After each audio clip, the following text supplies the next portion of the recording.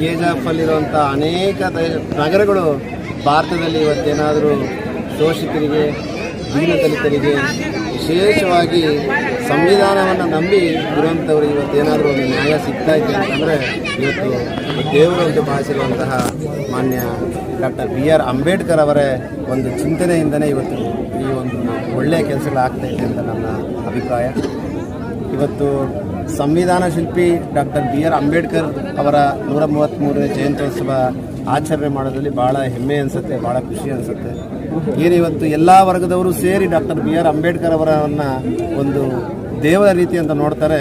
ಆ ಒಂದು ಭಾವನೆ ಬರಲಿಕ್ಕೆ ಅಂಬೇಡ್ಕರ್ ಅವರ ಒಂದು ಪರಿಶ್ರಮ ಬಹಳ ದೊಡ್ಡದ್ದು, ಅವರ ಚಿಂತನೆಗಳು, ದೂರ ಚಿಂತನೆಗಳು ಬಹಳ ದೊಡ್ಡದ್ದು. ಇವರ ಒಂದು ಮಾರ್ಗದರ್ಶನದಲ್ಲಿ ನಮ್ಮ ಡಾಕ್ಟರ್ BR ಅಂಬೇಡ್ಕರ್ ಕೊಟ್ಟಿರುವಂಥ ಸಂವಿಧಾನವನ್ನು ಕೆಲವು ರಾಜಕಾರಣಿಗಳು ಇರ್ಬೋದು, ಕೆಲವು ಪಕ್ಷಗಳಿರ್ಬೋದು, ಸಂವಿಧಾನ ಅಂದರೆ ಮಾತ್ರ ಸಂವಿಧಾನಕ್ಕೆ ಸೀಮಿತವಾಗ್ತಾರೆ. ಸಂವಿಧಾನದಲ್ಲಿರುವ ಪುಟಗಳನ್ನು, ಸಂವಿಧಾನದಲ್ಲಿರುವಂಥ ಒಂದು ಚೌಕಟ್ಟನ್ನು ಎಲ್ಲ ಮರೀತಾ ಇದ್ದಾರೆ. ಯಾರೆಲ್ಲ ಬಂದು ಇವತ್ತು ಡಾಕ್ಟರ್ ಬಾಬಾ ಸಾಹೇಬ್ ಅಂಬೇಡ್ಕರ್ ಅವರ ಭಕ್ತಿಪೂರ್ವದಿಂದ ಅವರ ಒಂದು ಜಯಂತ್ಯೋತ್ಸವಕ್ಕೆ ಶುಭಾಶಯಗಳಿಂದ ಹೇಳಿದರೆ, ಅವರೆಲ್ಲರೂ ಈ ಬಾಬಾ ಸಾಹೇಬ್ ಅಂಬೇಡ್ಕರ್ ಬರೆದಂಥ ಸಂವಿಧಾನವನ್ನು ಗೌರವಿಸಬೇಕು.